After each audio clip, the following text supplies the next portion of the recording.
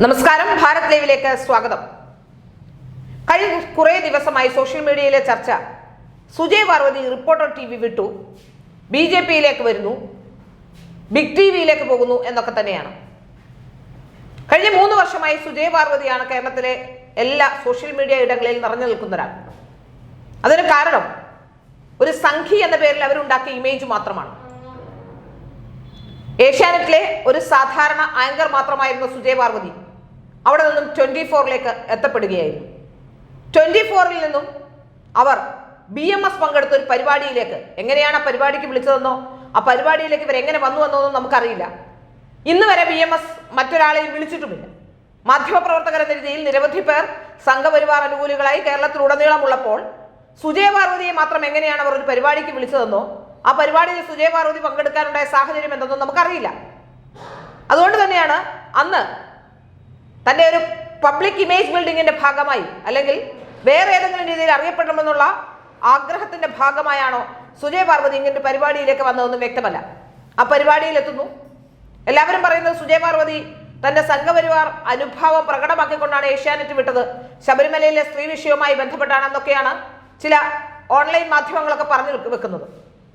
ശബരിമലയിലെ സ്ത്രീ പ്രവേശനവുമായി ബന്ധപ്പെട്ട വിഷയത്തിലാണെങ്കിൽ ആ സമയത്തൊന്നും സുജയ് പാർവതി, ആ സമയത്തിനും അതിന് 2 വർഷത്തിന് ശേഷവും ഏതാണ്ട് 3 വർഷത്തിനുള്ളിലാണ് സുജയ് പാർവതി രാജിവെച്ചിട്ടുള്ളത്. ശബരിമലയിലെ സ്ത്രീ പ്രവേശനവുമായി ബന്ധപ്പെട്ടാണെങ്കിൽ അതിന് മുമ്പേ രാജിവെക്കേണ്ടതായിരുന്നു. പക്ഷെ അല്ല എന്ന് നമുക്കറിയാം, മാധ്യമപ്രവർത്തകർക്കറിയാം എന്താണ് സംഭവിച്ചതെന്ന്. ഏതായാലും 24ലേക്ക് പോകുന്നു. കൂടുതൽ ശമ്പളം കിട്ടുന്ന സ്ഥലത്തേക്ക് പോവുക എന്നുള്ളത് ഒരു പ്രൊഫഷണൽ രീതിയാണ് കേരളത്തിലെ. പ്രത്യേകിച്ച് മറ്റൊരു എത്തിക്സും ഇല്ലെങ്കിൽ എവിടെ വേണമെങ്കിലും പോയി ജോലി ചെയ്യുകയും ചെയ്യാം. അങ്ങനെ ഇവിടെ നിന്നും ഏഷ്യാനെറ്റിൽ നിന്നും 24ലേക്ക് പോകുന്നു. കൂടുതൽ ശമ്പളവും ആകർഷണീയമായ മറ്റു പാക്കേജുകളും ഒക്കെ ആയിരിക്കും. അവർ 24ലെത്തുന്നു. 24ൽ നിന്നും പിന്നീട് അവർ പോയത് റിപ്പോർട്ടർ ചാനലിലേക്കാണ്. 24ൽ അവർ സംഘി എന്ന രീതിയിൽ അടയാളപ്പെടുത്തപ്പെട്ടു എന്ന് പറയപ്പെടുന്നത് ഈ BMS-ന്റെ പരിപാടിയിൽ പങ്കെടുത്ത് അവിടെ ശബരിമല സ്ത്രീ പ്രവേശനത്തെ താൻ ഡെസ്കിൽ എതിർത്തിരുന്നു, താൻ കാരണമാണ് അവിടെ വനിതാ റിപ്പോർട്ടർ പോകാഞ്ഞതെന്നൊക്കെ അവർ പറയുകയും പിന്നീട് അവിടെ BMS-ന്റെ പരിപാടിയിൽ പങ്കെടുത്തത് കൊണ്ട് 24 അവർക്കെതിരെ പ്രശ്നമുണ്ടാക്കുകയും ചെയ്യുന്നു എന്നൊക്കെ പറഞ്ഞു. ഏതായാലും 24ന്റെ തന്നെ ഓണറാണ് ഈ റിപ്പോർട്ടർ ചാനലിന്റെ പിന്നിലുള്ളതെന്ന് നമുക്കറിയാം. ഗോകുലം ഗോപാലനാണ് രണ്ടും.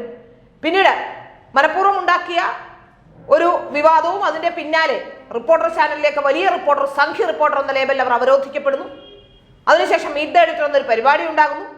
ആ പരിപാടിയിൽ എല്ലാവരും ഇരുന്ന് സംസാരിക്കുമ്പോൾ സംഘപരിവാറിന്റെ നാവായി മാറി സംസാരിക്കുന്ന രീതിയിലേക്ക് ഒരു പ്രോഗ്രാം ഡിസൈൻ ചെയ്തു. അവിടെയാണ് സാധാരണക്കാരായ ജനങ്ങളെ കബളിപ്പിക്കുന്നത്.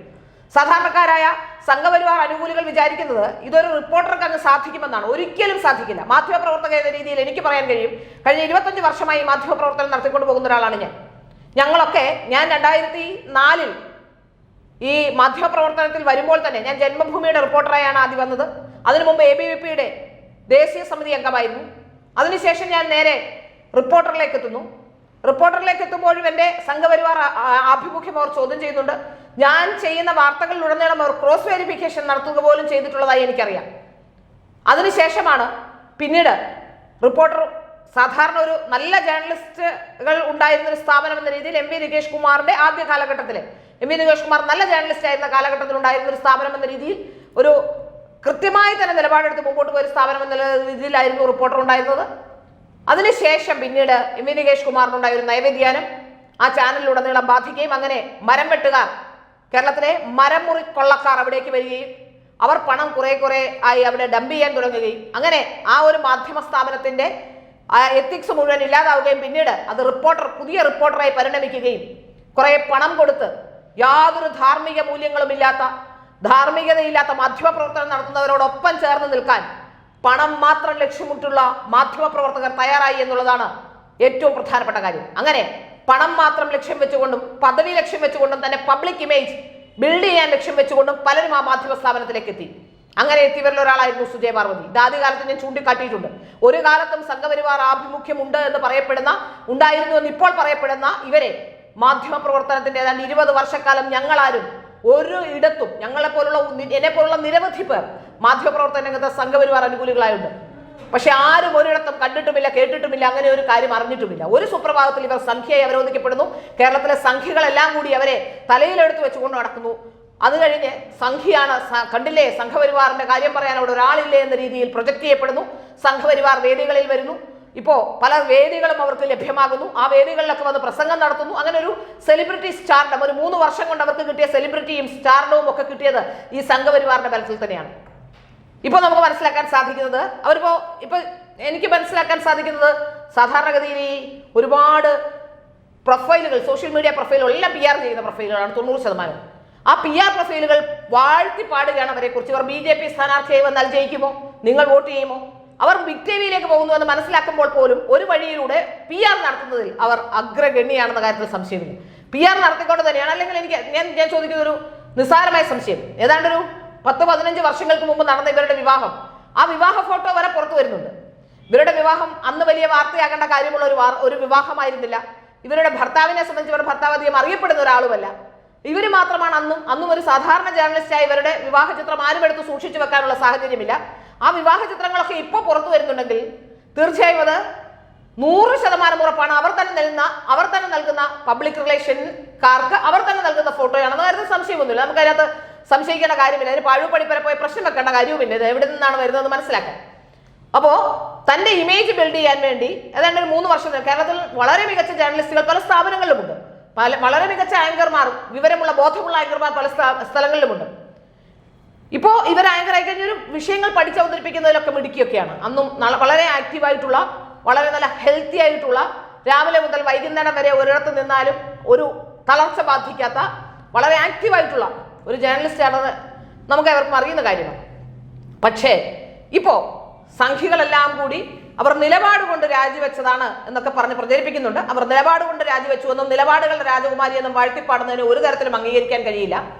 കാരണം മാധ്യമ പ്രവർത്തനത്തിന്റെ അടിസ്ഥാന ധർമ്മങ്ങൾ പോലും, ആ അടിസ്ഥാന ധർമ്മങ്ങളിൽ നിന്ന് പോലും വ്യതിചലിച്ചുകൊണ്ട് പണം ഉണ്ടാക്കാനുള്ള മാർഗം മാത്രമായി മാധ്യമ പ്രവർത്തനത്തെ കണ്ടുകൊണ്ട് തന്റെ പദവിക്കും പണത്തിനും വേണ്ടി മാത്രം മാധ്യമ പ്രവർത്തനം നടത്തുന്ന ഒരു സ്ത്രീ എന്നതിനപ്പുറം ചരിത്രം അവരെ അടയാളപ്പെടുത്തുന്നതിനോട് എനിക്ക് വലിയ വിയോജിപ്പുണ്ട്. അങ്ങനെയല്ല.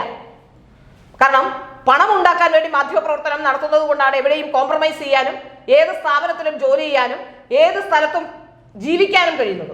ഒരിക്കലും ഒരു മരം വെട്ടുകാരൻ ആ ചാനൽ എത്ര വ്യാജ വാർത്തകൾ, റിപ്പോർട്ടർ ചാനൽ എത്ര വ്യാജ വാർത്തകൾ വന്നു, ആ വാർത്തകളുടെയൊക്കെ ഭാഗമായി അവരും ഇരുന്നിട്ടുണ്ട്. ആ വാർത്തകളുടെ ഭാഗമായി അവരുടെ ഭാഗം പറഞ്ഞുകൊണ്ടിരുന്നിട്ടുണ്ട്. അങ്ങനെയുള്ള ഒരാൾ എങ്ങനെയാണ് മാധ്യമപ്രവർത്തനത്തിന്റെ എത്തിക്സ് കീപ്പ് ചെയ്തുകൊണ്ട് പോയ ഒരാളാണെന്ന് പറയുക? മാധ്യമപ്രവർത്തനം ഒരു വ്യവസായമാണിത്.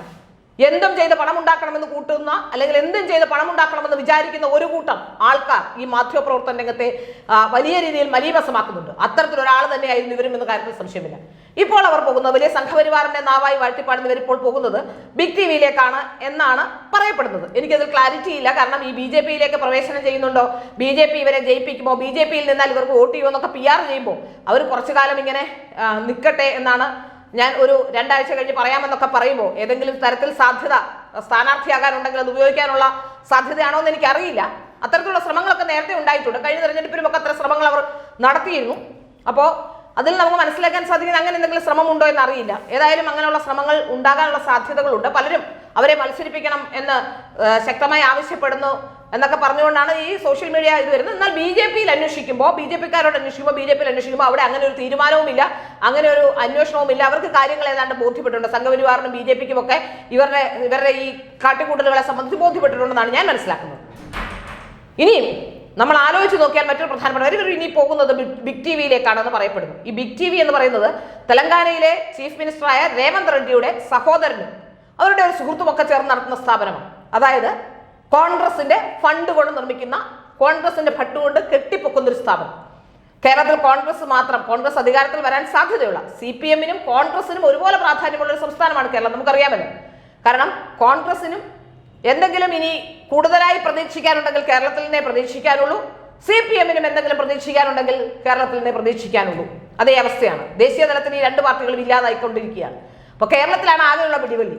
അതുകൊണ്ട് തന്നെ കേരളത്തിൽ പണം മുടക്കി PR നടത്തിയ ഒരു പുതിയ സ്ഥാപനം ബിഗ് ടിവി എന്ന് പറയുന്ന സ്ഥാപനം ഇലക്ഷന് തൊട്ടു മുന്നേ വന്ന് അവിടേക്ക് എത്തുമ്പോൾ, അവിടേക്ക് പോകാൻ സുജയ പാർവതി അടക്കമുള്ളവർ തയ്യാറായി എന്ന് പറയുമ്പോൾ തന്നെ അവരുടെ രാഷ്ട്രീയം, അവരുടെ ധാർമ്മികത, അവരുടെ എത്തിക്സ്, അവരുടെ നിലപാട് ഇതൊക്കെ എന്താണ് എന്നുള്ളതാണ് ഏറ്റവും പ്രധാനപ്പെട്ട കാര്യം. അപ്പോൾ ഇങ്ങനെ PR ചെയ്തുകൊണ്ട് മുമ്പോട്ട് വരുന്ന ചില ആൾക്കാരുണ്ട്. ഇപ്പോൾ ചീഫ് എഡിറ്ററായി പോകുന്നു എന്നൊക്കെ കേൾക്കുന്നു. ഏതായാലും ചീഫ് എഡിറ്റർ ആകുന്നതിൽ നല്ല കാര്യം തന്നെയാണ്. ആദ്യമായി ഒരു സ്ത്രീ ചീഫ് എഡിറ്റർ ആകുന്നു എന്നുള്ളത് സന്തോഷമുള്ള കാര്യം തന്നെയാണ്. കാരണം സ്ത്രീകൾ ഈ രംഗത്ത് വന്നാൽ പോലും എത്ര കഴിവുണ്ടെങ്കിലും അവരെ ഇകഴ്ത്തി കാണിക്കാനും ഏതൊക്കെ മാർഗം അവലംബിച്ചുകൊണ്ടാണെങ്കിലും അവർ മുന്നോട്ട് വന്നു എന്നുള്ളത് ഏറ്റവും പ്രധാനപ്പെട്ട കാര്യമാണ്. ഒരു പ്രൊഫഷണൽ എന്ന രീതിയിൽ നോക്കുകയാണെങ്കിൽ അവരുടെ കരിയറിൽ ഗ്രോത്ത് ഉണ്ടായിട്ടുണ്ട്. അവരെ സംബന്ധിച്ചിടത്തോളം കരിയർ ഗ്രോത്ത് എന്ന് പറയുന്നത് സാമ്പത്തികമായി അവർക്ക് മേന്മയുണ്ടായിട്ടുണ്ട്. നാട്ടുകാരെ തെറ്റിദ്ധരിപ്പിക്കുന്നതിൽ അവർ വിജയിച്ചിട്ടുണ്ട്. വലിയ ജേർണലിസ്റ്റ് ആണ് എന്ന പൊതുബോധം ഉണ്ടാക്കിയെടുത്തിട്ടുണ്ട്. അതൊക്കെ നോക്കുമ്പോൾ അവരെ സംബന്ധിച്ചിടത്തോളം അവർ വിചാരിച്ചിരുന്ന കാര്യങ്ങൾ അവർ സാധിച്ചെടുത്തു. അതിലവർ മിടുക്കി തന്നെയാണ്. പക്ഷേ ധാർമ്മികപരമായി നോക്കിയാൽ, മാധ്യമ പ്രവർത്തനത്തിന്റെ എത്തിക്സ് നോക്കിയാൽ, മറ്റുള്ള കാര്യങ്ങൾ, നിലപാടിന്റെ കാര്യം നോക്കിയാൽ ഒക്കെ അവർ വെറും വട്ടപൂജ്യമാണ്. അതുകൊണ്ട് നിലപാടുകളുടെ രാജകുമാരിയാണ് എന്ന രീതിയിൽ അവരെ വാഴ്ത്തിപ്പാടുന്നതിനെ ഒരു തരത്തിലും അംഗീകരിക്കാൻ കഴിയില്ല. അവർ സംഖ്യയാണ് എന്നുള്ളതിന് വാദമായി ചില സംഘപരിവാറുകാർ നേരത്തെ പ്രചരിപ്പിച്ചുകൊണ്ടിരുന്നത് അവരുടെ അമ്മാവൻ സംഖ്യയാണ് എന്നുള്ളതാണ്. ഏതായാലും അവർ സംഖ്യയാണെന്ന് ഒരു തരത്തിലും ഞങ്ങൾക്കാർക്കും അറിയാത്തൊരു കാര്യമായിരുന്നു. ഒരു പുതിയ കാലഘട്ടത്തിൽ അവർ സംഖ്യയായി മാറിയതാണോ എന്നറിയില്ല. ഏതായാലും ആ റിപ്പോർട്ടറിന്റെ പ്ലാറ്റ്ഫോമിൽ അവർ സംഘപരിവാർ അനുകൂലിയാണ് എന്ന് വരുത്തി തീർക്കാനും സംഖ്യയായി തന്നെ നിലകൊണ്ടു എന്ന് പറഞ്ഞുകൊണ്ട് അവരെ പുകഴ്ത്താനും ഒക്കെ ചില CPM-കാർ പോലും ഇപ്പോൾ തയ്യാറാകുന്നു എന്നുള്ളത് ഏറ്റവും പ്രധാനപ്പെട്ട കാര്യം തന്നെയാണ്. ഏതായാലും അവരുടെ നിലപാട്, എത്തിക്സ്, അതുപോലെ തന്നെ അങ്ങനെയുള്ള കാര്യങ്ങളോട് തീർത്തും എനിക്ക് വിയോജിപ്പുള്ള കാര്യം തന്നെയാണ്. കാരണം ധാർമ്മികതയില്ലാത്ത മാധ്യമപ്രവർത്തനം നടത്തുന്നവരോടൊപ്പം ചേർന്ന്, കാട്ടുകള്ളന്മാരോടൊപ്പം ചേർന്ന് നിൽക്കുന്ന ഒരു ജേർണലിസ്റ്റിന് എന്ത് ധാർമ്മികതയാണുള്ളത്, എന്താണ് നിങ്ങൾ ധാർമ്മികത എന്ന് വിചാരിച്ചു വെച്ചിരിക്കുന്നത് എന്നുള്ളതിനെ സംബന്ധിച്ച് തീർത്തും 100% വിയോജിപ്പാണുള്ളത്. 100% വിഷയത്തിൽ വിയോജിപ്പ് രേഖപ്പെടുത്തുകയും ചെയ്തു.